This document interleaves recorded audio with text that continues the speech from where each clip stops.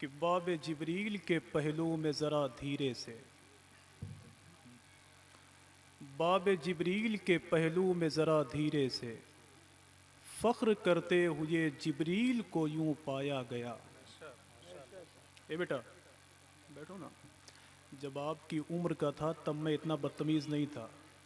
बैठो ना। कि बाब जिब्रील के पहलू में ज़रा धीरे से, फ़ख्र करते हुए जिब्रील को यूं पाया गया। अपनी पलकों से दरे यार पे दस्तक देना, ऊंची आवाज़ हुई उम्र का सरमाया गया। अपनी पलकों से दरे यार पे दस्तक देना, ऊंची आवाज़ हुई उम्र का सरमाया गया। आज भी अगर अदब और एहतराम के साथ हुजूर की नात पढ़ने वाले ज़िंदा हैं तो अल्लाह का शुक्र है कि हमारी और आपकी आवाज़ हुजूर की बारगाह नूरो करम तक आसानी के साथ इंशाअल्लाह पहुँचेगी। हमारी महफ़िलों के तक़द्दुस को बर्बाद कर दिया लोगों ने यार। आज हम उनको अपनी महफ़िलों में बुलाते हैं जो अल्लाह जाने हुजूर की नात पढ़ते हैं या हुजूर की तौहीन करते हैं। हमारी महफ़िलों में उनको फ़ौक़ियत दी जाती है। वरना अजमल सुल्तानपुरी के बारे में तो मशहूर है कि एक जलसे में उसने एक शेर पढ़ा तो जितने लोग बैठे हुए थे सबकी आंखों में आंसू थे। अजमल साहब ने कहा था कि कर के महशर में शफाअत वो कहेंगे अजमल, कर के महशर में शफाअत वो कहेंगे अजमल, मेरी उम्मत का कोई आदमी छूटा तो नहीं, मेरी उम्मत का कोई आदमी छूटा तो नहीं। लेकिन हमारी महफ़िलों के तक़द्दुस को लोगों ने बर्बाद कर दिया।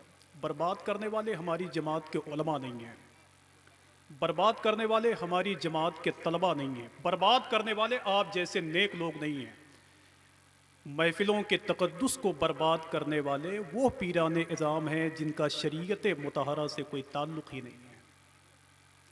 आज तो हिंदुस्तान के हालात को आपने बेहतर देखा होगा कि अब तो ढोल बजाने वाले भी मैदान में आ चुके हैं कि मुहर्रम की पहली तारीख से ये ढोल बजाना है आपको। मैंने तो एक मौके पर कहा था कि अगर ढोल बजाना इमाम हुसैन से मोहब्बत की दलील है तो इसे सबसे पहले मस्जिद के अइम्मा और मदारिस इस्लामिया के उलमा बजाते हैं।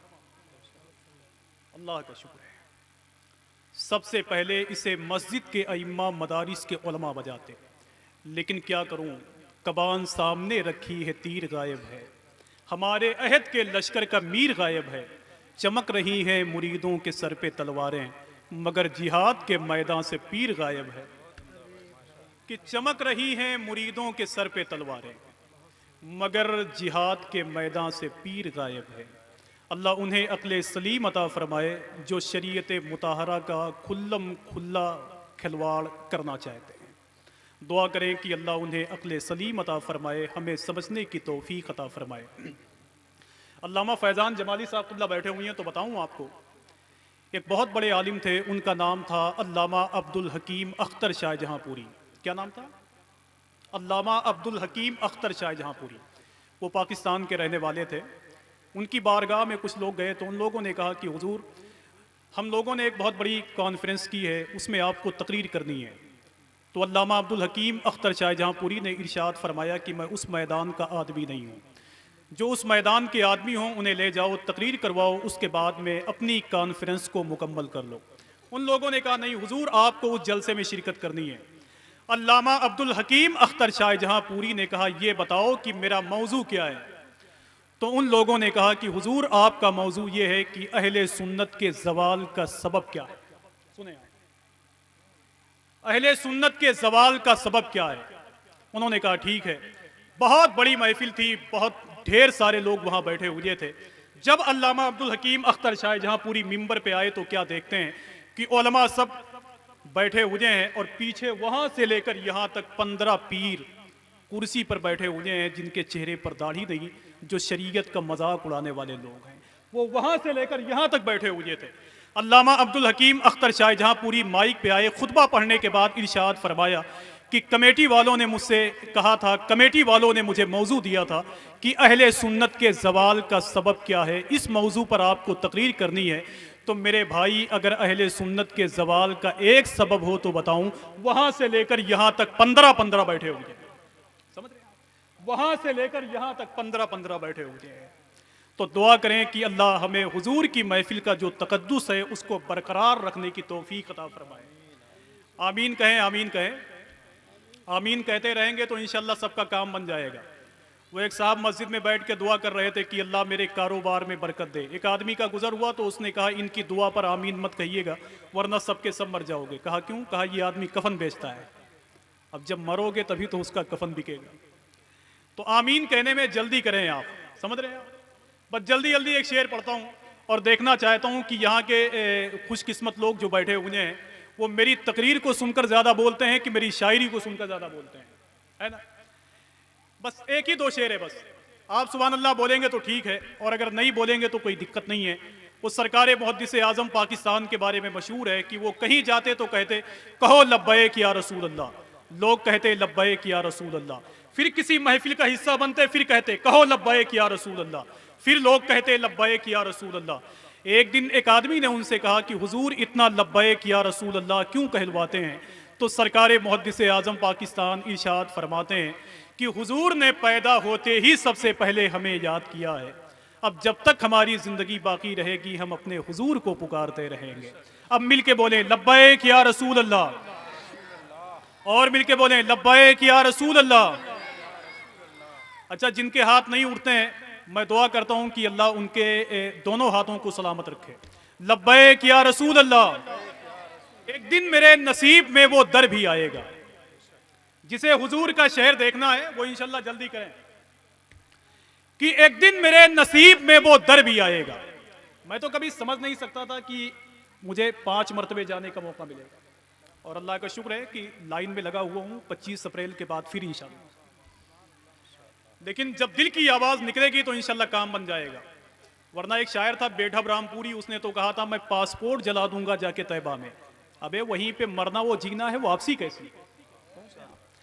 एक दिन मेरे नसीब में वो दर भी आएगा। अच्छा ये बताएं कि आप लोग सुभान अल्लाह क्यों नहीं कहते? क्या आप लोग बहुत नेक आदमी हैं क्या? हाँ, क्या आप लोगों की बख्शिश हो चुकी है क्या? क्या आप लोगों ने कब्र के हालात को झेल लिया है क्या? है? एक दिन मेरे नसीब में वो दर भी आएगा। अगर मैं अपने बाप की तारीफ करूं तो मुझे पत्थर से मार दीजिए, और अगर हुजूर की तारीफ करूं तो जिम्मेदारी है कि आप बोलें जहां गुलामे नबी तशना काम बोलते गए वहां पे साकी तो साकी है जाम बोलते गए, जबान कटने का खतरा जहां भी होता गए वहां पे सिर्फ नबी के गुलाम बोलते गए। अगर आपने पत्थरों से दोस्ती की हो तो आप ना बोलें, और अगर आपने किसी गोश्त के टुकड़े से मोहब्बत की हो तो पूरी जिम्मेदारी है कि मिलके बोलें आप लब्बैक या रसूल अल्लाह, और मिलके बोलें लब्बैक या रसूल अल्लाह। यार हुजूर को देखकर तो पत्थरों ने कलाम किया है, हुजूर को देखकर तो दरख्तों ने कहा है कि आप अल्लाह के रसूल हैं। आखिर आप तो इंसान हैं, आपको बोलना चाहिए। अल्लाह के रसूल ने बहुत आंसू बहाया है आपके लिए, अल्लाह के रसूल ने बहुत आंसू बहाया है आपके लिए। सरकार के चचा हजरत अब्बास के बेटे कुसुम बिन अब्बास फरमाते हैं कि जब हुजूर का विसाल हो गया, हुजूर को कब्र शरीफ में उतारा जा रहा था, तो सहाबा ने अर्ज किया कि एक मरतबे मुझे मेरे नबी का चेहरा दिखा दो। कुसुम बिन अब्बास फरमाते हैं कि जब मैंने सरकार के चेहरे से कफन शरीफ को हटाया तो उस वक्त सरकार के दोनों होंठ हिल रहे थे।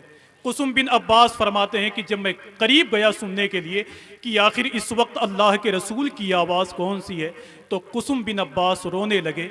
उस वक्त भी अल्लाह के रसूल यही कह रहे थे कि ऐ मेरे मौला, मैं दुनिया से जा रहा हूँ लेकिन मेरी उम्मत बड़ी गुनहगार है, कल मैदान महशर में इसे बख्श लेना।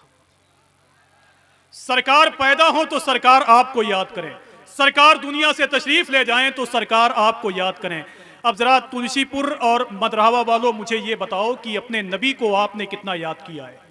अब मैं एक नारा लगाता हूं, अल्लामा फैजान जमाली साहब किबला को यहां तक आना है, लेकिन ये कुर्सी 5 साल तक नहीं 1 घंटे तक के लिए। लब्बैक या रसूल अल्लाह, और मिलके बोलो लब्बैक या रसूल अल्लाह।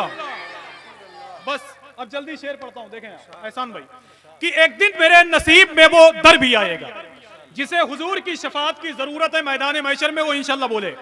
मैं इतनी मेहनत करता नहीं हूं निजामत के हवाले से, लेकिन बिल्कुल बंजर जमीन है, मैं परेशान हो रहा हूं कि एक दिन मेरे नसीब में वो दर भी आएगा अरे यार, कम से कम ये सोच कर बोलो कि कांटों की रुकावट से कली भी नहीं रुकती, सयाद से फूलों की खुशी भी नहीं रुकती, क्या रोकोगे तुम जिक्र हुसैन इब्ने अली से? अबे तुमसे तो एक असगर की हंसी भी नहीं रुकती।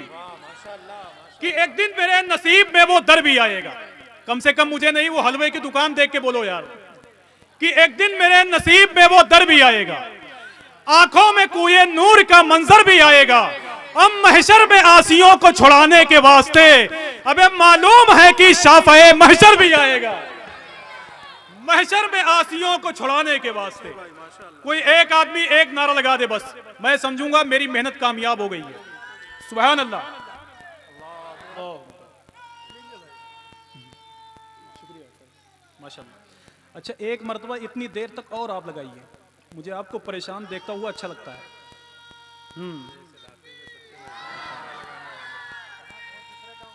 थोड़ा आराम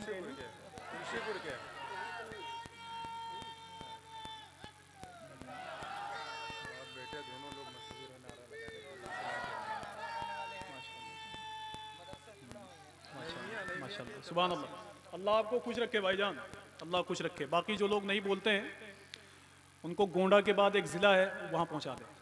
सुने आप कि एक दिन मेरे नसीब में वो दर भी आएगा। अब जिन लोगों को हुजूर ताजुश शरिया से मोहब्बत है इंशाअल्लाह वो बोलेंगे, यार आला हजरत सरकार के विसाल के बाद वहाबियों के घरों में घी के चिराग रोशन हुए थे, अब कौन आएगा मेरा जवाब देने के लिए? तो अल्लाह का शुक्र है कि हुजूर मुफ्ती आजम तशरीफ लाए थे। सरकार मुफ्ती आजम के विसाल के बाद वहाबियों ने खुशी मनाना शुरू कर दिया, अब कौन आएगा मेरा जवाब देने के लिए? तो हुजूर सरकार ताजुश शरिया तशरीफ लाए। बस यही एक मफहूम है जो निकल के आएगा इंशाअल्लाह। देखें आप कि एक दिन मेरे नसीब में वो दर भी आएगा, आंखों में कुए नूर का मंजर भी आएगा। अगर तुलसीपुर वालों यहां से लेकर वहां तक अगर एक आदमी खामोश हो गया तो मुझे बहुत तकलीफ होगी। देखें आप, और ये बहुत बदमाश लड़के बैठे हुए हैं कि एक दिन मेरे नसीब में वो दर भी आएगा, आंखों में कुए नूर का मंजर भी आएगा, अब महशर में आसियों को छुड़ाने के वास्ते मालूम है कि शाफ़ए महशर भी आएगा। और कह दो वहाबियों से मनाए ना अपनी खैर, अबे अहमद रजा के बाद वो अख्तर भी आएगा। कि कह दो वहाबियों से मनाए ना अपनी खैर, अहमद रजा के बाद वो अख्तर भी आएगा, अहमद रजा के बाद वो अख्तर भी आएगा, अहमद रजा के बाद वो अख्तर भी आएगा। जुल्मो सितम की कुव्वते खैबर को तोड़ने अबे हर दौर में वो पंजाए हैदर भी आएगा।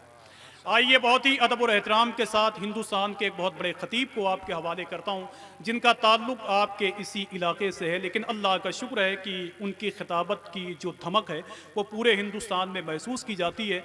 आलिम नबील फाजिल जलील खतीब हिंदुस्तान अल्लामा फैज़ान जमाली साहब क़िबला का इस्तकबाल करें। नारे तकबीर, नारे रिसालत, मसलके आला हजरत, जश्न ईद मीलादुन नबी, उलमाए अहले सुन्नत, उर्से मुक़द्दस